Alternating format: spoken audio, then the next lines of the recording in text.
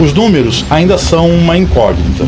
Vai levar tempo para saber exatamente o estrago que o fogo está fazendo sobre a fauna e a flora do Pantanal. Que grande parte da área já foi devastada.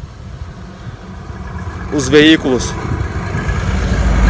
diminuem até a velocidade por conta das grandes áreas que há as fumaças. Podemos ver do outro lado ali que já inicia na preservação do meio ambiente, das estradas, dos acessos, das pontes, dos mananciais, das reservas e de toda a planície sul-mato-grossense. Olá, eu sou o Diego, bombeiro militar e acadêmico do curso de Engenharia Civil no Instituto Federal do Mato Grosso do Sul, campus Aquidauana. Gostaria também de agradecer à professora Gisele da matéria de legislação aplicada. Como fica o passivo ambiental nessas propriedades afetadas pelos incêndios? Qual é a atuação do engenheiro civil no IMASul? É possível ele assinar algum tipo de projeto? É Diego, né? O nome do... Diego, sim. Então, o Diego ele fez duas indagações bem importantes. Uma Sim. de cunho prático, né, da área dele, que ele quer saber se o engenheiro civil ele pode estar assinando algum documento aí nessa questão ambiental, ligada ao IMASul, ou que seja qualquer órgão competente. E a outra é a pergunta de ouro, né? Ele quer saber sobre o passivo ambiental aí no Pantanal, a questão da queimada, né? Que realmente é uma queimada, porque a gente vai ver que existe diferença de queimada para incêndio, né? Ah, existe diferença, então. Em relação à a primeira pergunta dele em relação a se engenheiro civil ele pode ou não estar atuando nessas áreas mais específicas, né? De antemão eu digo que sim, mas aí vem alguns pressupostos, né? Sim. Não é o CREA, não é o CRBio ou qualquer outra conselho de classe aí que dá o licenciamento ambiental, né? E sim o órgão executor, né? O órgão competente, que é o IBAMA. Então o IBAMA que ele libera, ele que dá as licenças ambientais. Porque essas licenças ambientais, para que elas vão servir?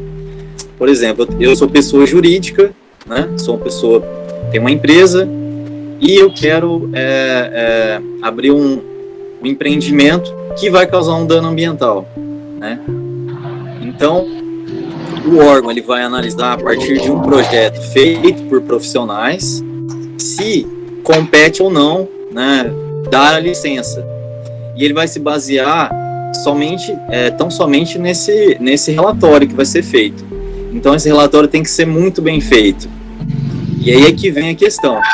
A equipe que monta esse estudo de impacto ambiental, ou esse relatório ambiental, chamado de EIA e RIMA, ele tem que ser muito bem elaborado, principalmente por uma equipe multidisciplinar. Então, se você, por algum caso, conhece alguns termos específicos ali da área ambiental, você pode cometer algumas infrações, mesmo que de forma negligente, né, porque você desconhece. Mas a lei é bem rígida nessa questão. A lei de crimes ambientais, lá no artigo 69A, ele diz o seguinte, que se o profissional que elabora, né, esses laudos, esses relatórios, se ele, de forma parcial, total, né, ou se ele omitir qualquer informação para o órgão executor, no caso do IBAMA, ele vai responder por crime, infração. E é uma infração bem grave, é a infração mais grave dentro dessa lei, que é de 3 a 6 anos. Então, voltando, ele pode assinar esses documentos, né, de licenciamento ambiental? Pode, mas assim, o que eu aconselho? Ele buscar outros profissionais para agregar junto no trabalho dele, ou ele se especializar mesmo, buscar conteúdo e aprender mais sobre isso. Porque que a gente vê realmente na prática? Geralmente é alguém ligado mesmo a essa área de agrárias, né? A gente vê muito agrônomo fazendo isso, a gente vê engenheiros ambientais, biólogos, geógrafos, Porque precisa de uma bagagem prévia ali. A gente faz disciplinas de geoprocessamento para estar fazendo os mapas que o IBAMA pede, porque se a gente pegar lá os requisitos, por exemplo, do IMASU, para a gente estar tirando o licenciamento ambiental, que seja, por exemplo, para supressão vegetal, ele pede uma série de requisitos ali. Tem que ter o mapa da área, né, georreferenciada, você tem que falar as espécies que vai ser derrubada, se tem espécie de extinção ou não. Então vai entrando ali em uma série de requisitos muito específicos. E acaba que essa pessoa, esse profissional, né, ele pode se perder e aí negligenciar alguma coisa. E a partir do momento que ele é o técnico responsável, ele é que vai responder por essas infrações.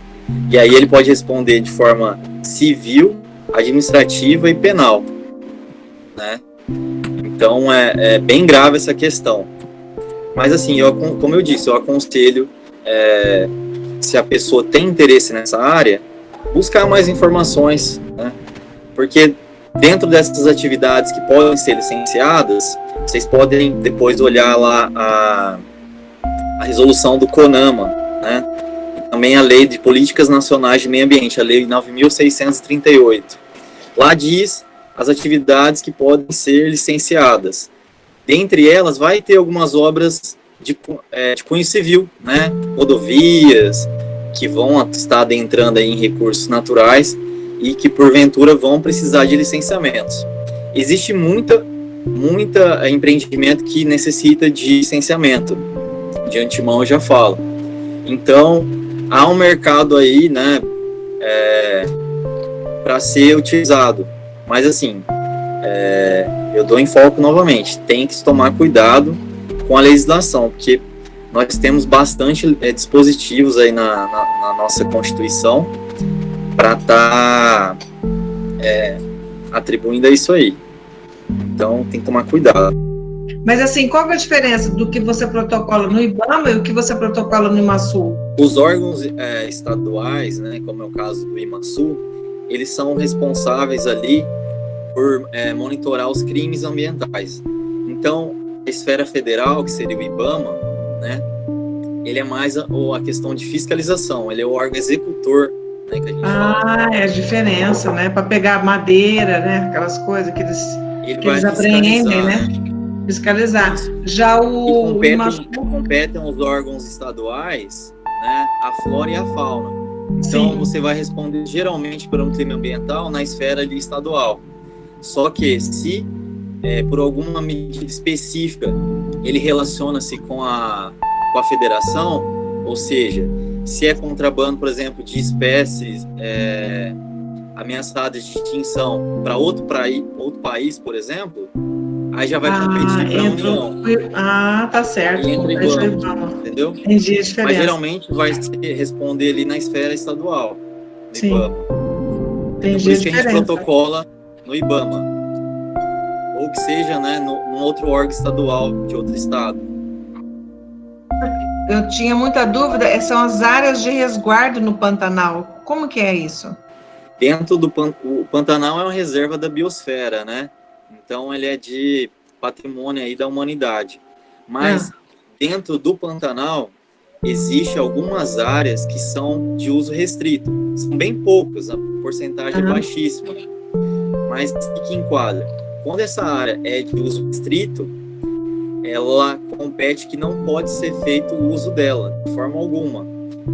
Com exceção sim, de algumas pesquisas científicas, algumas coisas do tipo. E ao contrário, nós temos também as unidades que são criadas de cunho sustentável. Ou seja, são unidades que pode ser feita algumas atividades ali, mas com ressalvas, né? Isso atribuído na lei lá. Pode fazer um sistema agroflorestal, que é ou seja, colocar um elemento arbóreo, uma gramínea, e talvez um elemento animal, que seria o gado. Então, existe essas resguardas que eles falam. Mas isso é bem pouco, né? O Pantanal, pela extensão que ele tem, principalmente aqui no Mato Grosso do Sul, que é onde tem a maior área, né? São bem poucas essas áreas de resguarda. Seria necessário criar mais unidades ali de uso restrito, né? cai também nessa segunda pergunta do Diego, né? O que aconteceu esse ano lá no Pantanal? A gente teve a maior seca em 60 anos, desde que o Previfogo está monitorando esses focos de incêndios, né? Esse dispositivo do IBAMA monitora aí já há algum tempo. Ele não tem dados, né, de tamanha devastação, tamanho em focos de incêndio. Justamente, né, alguns doutrinadores ambientais dizem que seria devido à lanina, né? A gente tem o El Niño, né, e tem a lanina. Seria o que causa secas aqui no nosso país, no Brasil, né? O contrário, o El Niño, né, ele traz as chuvas, né? E o contrário aí, a lanina, nós temos as secas. Alguns autores dizem, né, que essa seca mais agravante aí no Pantanal esse ano é devido a esse fenômeno climático, né? E isso aí também agravou muito os incêndios. É claro que a gente não vai entrar aí no quem é o culpado ou não, né? Mas assim, a gente sabe que existe proprietários oportunistas que aproveitam, né, dessa... já tá pegando fogo ali mesmo, vou colocar aqui, ninguém vai saber. E isso acaba aumentando, né, que são chamadas as queimadas aí descontroladas, né? Porque o fogo, ele é um instrumento aí permitido, mas você tem que ter uma licença, né? Ele é permitido pelo IBAMA. Ele é permitido? Tem um decreto, o decreto 2.661 de 98. Ele regulamenta o fogo. E como que você controla, então, a área que está sendo queimada?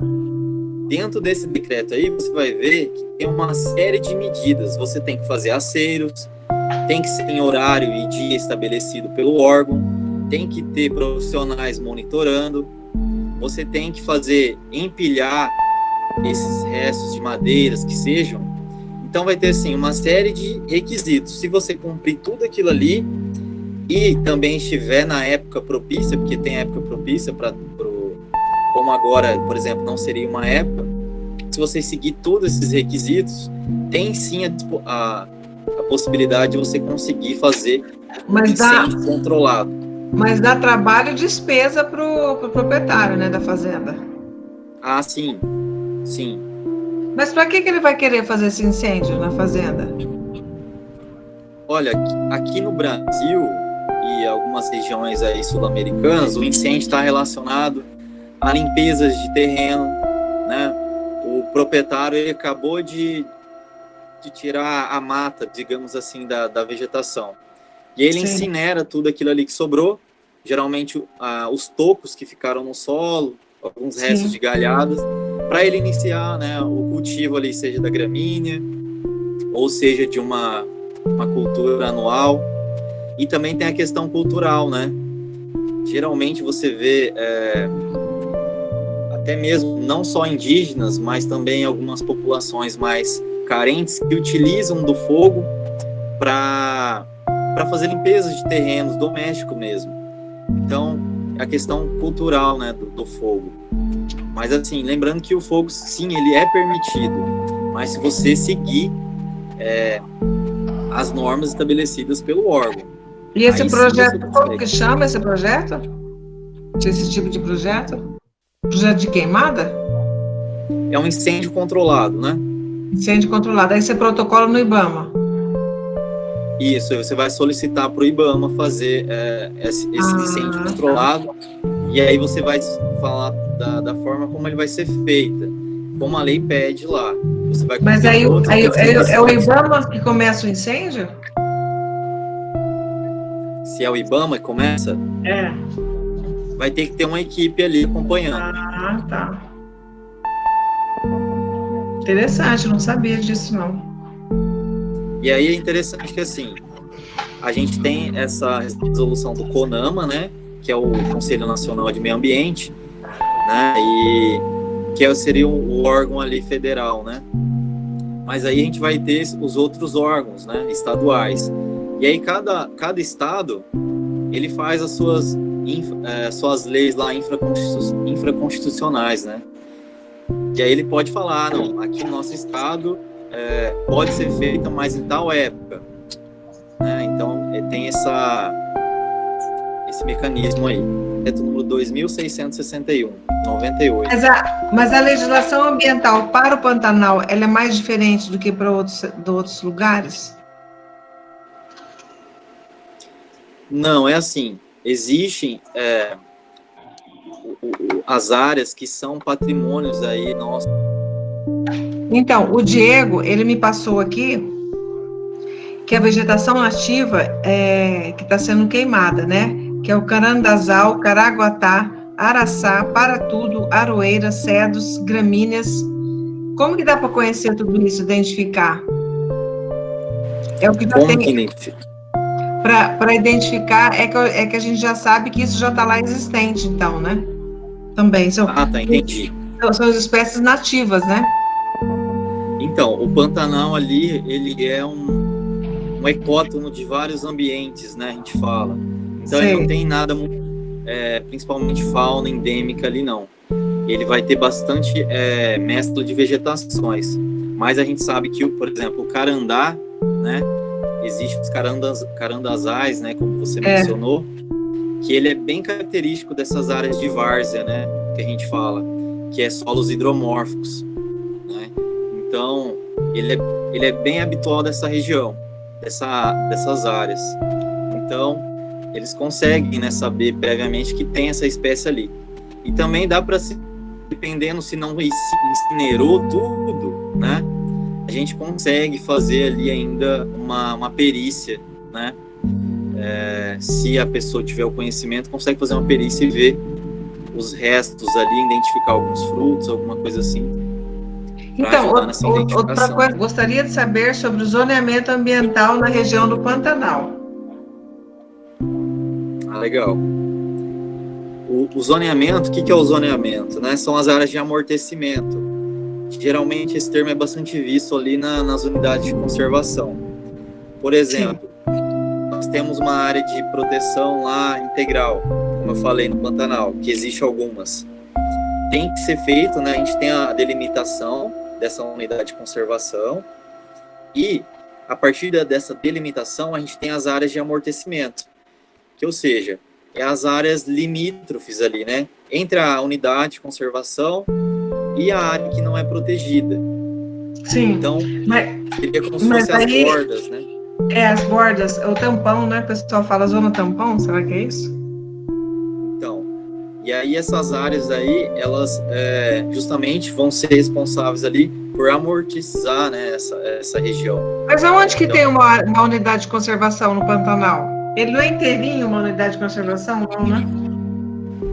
O Pantanal como um todo, ele é reserva da biosfera. E aí dentro dele, nós vamos ter algumas unidades de conservação. Tem a do Rio Negro, se eu não me engano, né?